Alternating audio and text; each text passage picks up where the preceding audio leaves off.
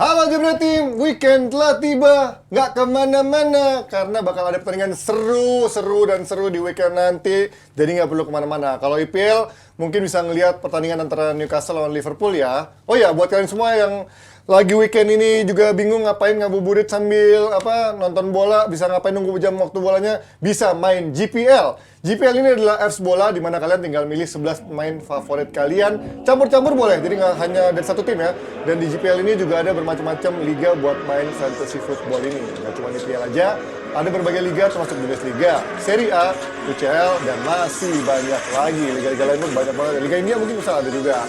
Cara mainnya gimana? Gampang banget. Lihat tuh di sebelah sini. Sebelah sini pilih pertandingan, lalu pilih kontes yang ingin lo mau bisa mainin. Bisa mega kontes kecil atau head to head. Buat tim sepak bola fantasi lo dengan memilih pemain sungguhan dari pertandingan, tetapkan kapten dan wakil kapten dengan hati-hati. Karena ini penting banget ya, karena masing-masing kapten dan wakil kapten ini punya memberikan kontribusi 2 kali dan 1,5 poin. Kaptennya 2 kali, kalau wakil kaptennya 1,5 poin. Jangan lupa juga ada bonus Rp5.000 untuk yang join dan kalian berkesempatan menangin jutaan rupiah. Bisa di-download di sini. Cek aja langsung di link deskripsinya atau cek aja di kolom komennya, bisa langsung download GPL dan kalian ada bonus Rp5.000 untuk yang join dan kalian bisa punya kesempatan menangin jutaan rupiah. Itu dia. Main GPL di weekend ini. Kalau kalian fantasy football masang Newcastle Liverpool, masang siapa nih kira-kira dari yang pasti dipilih dari Newcastle Liverpool? Ya pasti ada gol ya, karena si Rizal kan juga udah bilang ya. Siapa yang paling Kalau gua pilih Salah. Banyak gol. Isak, lo pilih siapa? Gua selalu setia sama Salah. Jadi kapten juga bahkan Salah. Kapten juga ya. Selalu. Seperti bisa ya. Lu siapa kira-kira kalau lo pilih dari fantasy football, satu pemain dari Newcastle atau Liverpool? Siapa ya? Ya harus yang ngegolin sih. Pasti Iya, Jota sih kalau Jota juga aja. tepin ya. Nah, karena ngomongin Newcastle lawan Liverpool di weekend nanti kan ada big match antara Newcastle lawan Liverpool yang ini sebenarnya Newcastle tahun lalu ada tim peringkat 4 besar ya, sekarang masuk Liga Champions, sementara Liverpool main di mana? Europa League. Europa League. Sorry. Validasi dulu. ngejar ya. Tapi yang jelas Liverpool tahun ini mencoba kembali bangkit dengan pembeliannya yang cukup oke. Ada McAllister, ada Szoboszlai, walaupun gelandang bertahannya ada gabungan antara Enzo dan juga Caicedo jadi Endo ya. Endo. Jadi Enzo dan Caicedo jadi Endo yang gua rasa nggak akan turun sebagai starter. Tapi kalau melihat dari big match ini, Newcastle Liverpool tahun lalu ya Newcastle nggak bisa memberikan perlawanan lah sama Liverpool ya. Tahun ini Newcastle secara kedalaman skuadnya sudah lebih lengkap. Bahkan di 2 pekan terakhir cukup oke, walaupun yang lawan City calculated loss. Bruno sempat dibully sama fans sampai ke pancing tweet war tapi dihapus. Lo melihat seberapa besar chances kali ini menghadapi Liverpool untuk menjadi tight game? Ya musim lalu tuh sebenarnya nih laga yang cukup menyakitkan ya buat gue pribadi ya. Karena pas di Anfield kan kalah karena golnya Carvalho menit 98. Sekarang aja Carvalho nggak tahu main di mana ya. Iya, sekarang nggak tahu main di mana. Abis itu yang di St. James's kan itu udah mau final ya lawan timnya Panji, mau lawan Man United, itu moodnya lagi high banget, udah mau nembus 4 besar.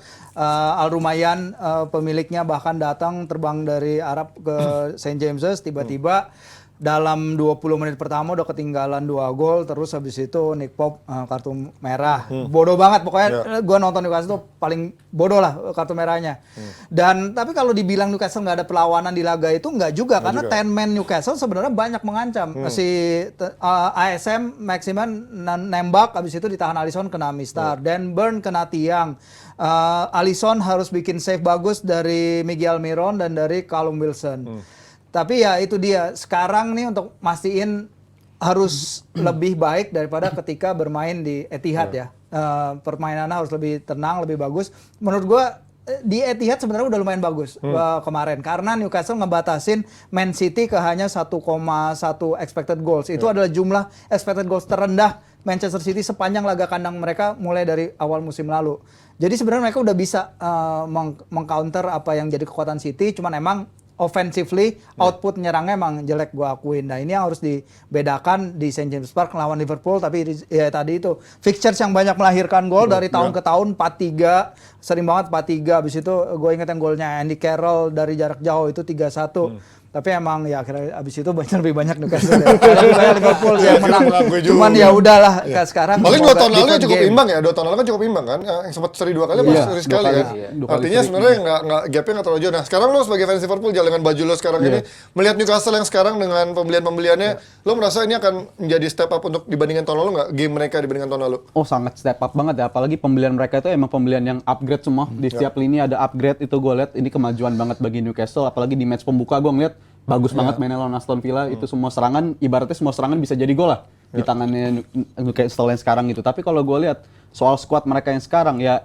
ini ujian sesungguhnya bagi klub, ujian berat juga bagi klub karena musim-musim sebelumnya mungkin ini udah calculated win lah bagi Liverpool apabila lu bertandang ke marketnya Newcastle. Poin gratis buat poin lu Liverpool, dikasih lah ibaratnya yoi. ke lawan Newcastle, tim yang selalu bisa dikalahkan. Tapi di musim ini gue ngeliat Newcastle ini ibarat binatang yang berbeda gitu. Kalau gue lihat kemarin juga mereka sekarang di lini depan itu masing-masing lini itu udah punya pelapis yang sama ininya. Performanya itu bisa ngisi gitu. Kayak ibaratnya Isak, kalaupun dia digantikan masih ada Wilson di sana. Habis itu di sisi Harvey Barnes itu di sisi kiri juga dia bisa step up untuk bisa ngisi kekosongan dari apabila ada kebuntuan. Jadi gua rasa Newcastle sekarang ini jauh lebih lengkap. Ibaratnya emang tim yang udah disiapkan untuk bertanding di kompetisi Eropa gitu. Kalau Liverpool gimana sekarang tahun ini dengan pembeliannya menghadapi Newcastle secara kedalaman, lo merasa lebih pede mana di pertandingan ini? Gua sih ya masih pede Liverpool sebenarnya, masih pede Liverpool. Tapi soal teka-teki pemain di lini tengah itu menjadi tanda tanya gitu. Apakah Endo dimainkan dari awal karena dia minggu lalu juga udah dicoba di posisi itu, karena kan dia satu-satunya gelandang yang sekarang defensive minded ya yang dimiliki oleh Liverpool. Jadi menurut gue masih diperlukan. Tapi apabila Thiago fit, gue rasa nggak ada salahnya untuk mencoba Thiago ketimbang Endo di match lawan Newcastle.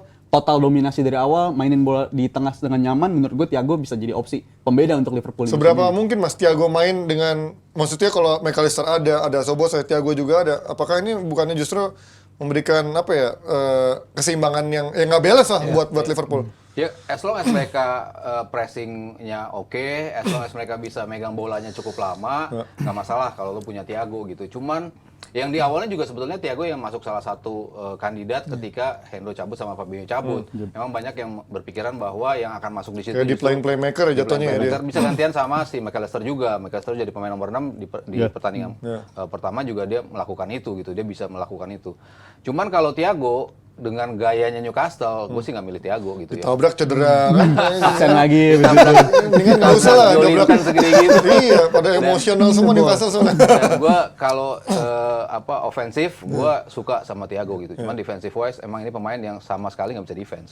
Makanya kenapa dia di Bayern pun sering banget menjadi masalah bagi Bayern ketika lo harus dibantuin sama beberapa pemain untuk bisa nge-shield lini tengah lo. Cuma kalau ada dia doang, ditambah lagi Szoboszlai, ditambah lagi McAllister, gue rasa bukan pilihan yang tepat. Makanya kalau starter, kalau ngelihat yang kemarin, Mana squad formasinya kalau dong? gua Ada nggak sih formasi kurang Liverpool? Dibuat kita nggak lihat? kali ini? sebetulnya kurang suka kalau Gakpo yang dimainin di situ ya, Iya, karena dia posisinya agak sedikit Dalam. bingung. Posisinya juga terlalu ke naik ke atas, ke belakangnya juga terlambat turun. Jadi gue lebih setuju untuk nyoba Endo sebetulnya untuk di pertandingan ini ya.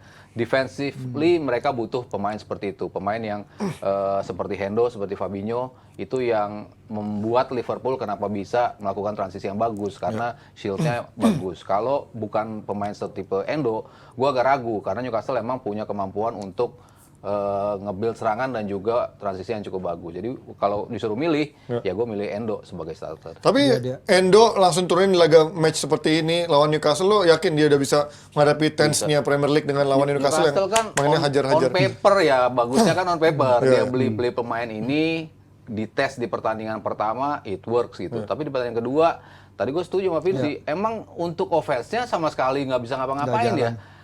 Dari mereka taking the risk untuk melakukan apa yang mereka lakukan lawan Aston Villa, itu nggak mereka lakukan. Mereka banyak lebih sitting deep, lebih kayak nunggu apa yang akan dilakukan oleh City. Sementara yang melawan Liverpool, lo harus initiate itu, lo harus initiate serangan. Nah, ya gue agak masih meragukan juga kapasitas dari pemain-pemain ini. In big games, apakah bisa step up mereka? Kalau kita lihat di course of musim lalu, St. James Park emang bagus banget. Mereka cuma kalah 2 kali ya dalam sepanjang 19 pertandingan. Ya salah satunya lawan Liverpool. Jadi ya Gue tetap melihat kemenangannya ke Liverpool Wih. dengan gue belum cukup yakin dengan materi squad yang dipunyai Newcastle. Mungkin sepanjang musim mereka akan membuktikan itu, tapi di partai ini menurut gue belum. Iya. Kabar baiknya buat Newcastle adalah Ibrahima Konate kemungkinan absen karena cedera kan. Dan ini kan biasanya tandemnya Van Dijk nih suka ngawur nih kalau nggak Iya. cocok gitu kan antara Joe Dan Gomez atau si Matip. sebenarnya Van Dijk sendiri juga nggak dalam performance yang 2 tahun 3 tahun lalu ya. Kita lihat dia kan yang memberi operan juga tuh ke siapa tuh Trent yang kemarin kecolongan ya di tengah ya. hilang Itu kan bikin nyusahin temen. Nah kalau kita lihat juga middle of the parknya sih tadi ya bagaimana Newcastle kalau gue bilang kekuatannya sekarang ya ada di trio gelandang itu Joelinton, cuman yang kemarin gue sesali di Etihad adalah Joelinton tuh nggak dalam performa terbaiknya ya. Tapi kalau kita lihat nanti kalau dia dalam performa terbaiknya dan di bawah dukungan para fans di St. James's Park. St. James's Park kalau lagi rocking, kalau lagi moodnya lagi bagus tuh bakal jadi pemain ke-12 yang sangat-sangat luar biasa dan itu yang nanti akan kita lihat di pertandingan nanti. Nah, kalau formasinya lo setuju sama ini apa lo ada pergantian? Karena nggak ada, ya itu tadi Gantian kayak lagi. yang kemarin gue bilang sebelum ke Etihad bahwa pelatih Eddie Howe itu nggak banyak melakukan perubahan. Kalau apa yang terjadi itu udah works, kalau dia lihat konsistensi permainannya udah works. Ya. Tapi kalau kita lihat kemarin di Etihad, walaupun mereka bisa menekan City, itu output nyerangannya itu tadi ya balik lagi ya. Final ballsnya kurang maksimal. Serangannya tiba-tiba pada sepertiga akhir bingung. Joelinton lagi nggak perform banget ketika itu dan dia langsung diganti oleh Elliot Henderson. Kedalaman bench kemarin berbicara, kata Rizal benar juga karena di bench itu sekarang ada pemain-pemain yang bisa change the game, nggak kayak dulu lagi. Bisa nurunin Harvey Barnes, bisa nurunin Callum Wilson di tengah pun dengan kehadiran ada Longstaff sebagai cadangan itu dia memberikan daya jelajah yang banyak yang besar. Belum lagi sekarang ada Lewis Hall, dia nggak akan jadi pemain utama dulu tapi dia masa depannya cerah dan gue seneng banget ketika dia datang karena dari musim lalu gue lihat dia main buat Chelsea, dia main di semua big games Chelsea ya, lawan kedua kubu Manchester, lawan Liverpool dan debut dia kemarin di St. James's Park.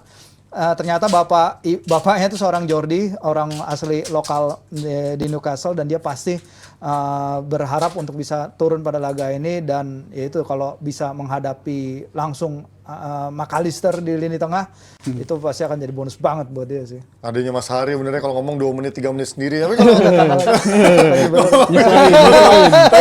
kalau ngomongin tadi kan perbandingan mungkin dari pekan kemarin mungkin dia dari sisi menyerangnya kurang. Tapi kan itu lawannya City kan Newcastle dan sekarang lawannya Liverpool. Serangannya oke, tapi Liverpool juga musim ini belum ada clean sheet-nya. Ketika di transisi bertahan PR juga. Kalau let's say Newcastle bisa nyuri gol cepat kayak kemarin Bournemouth bisa nyuri gol cepat.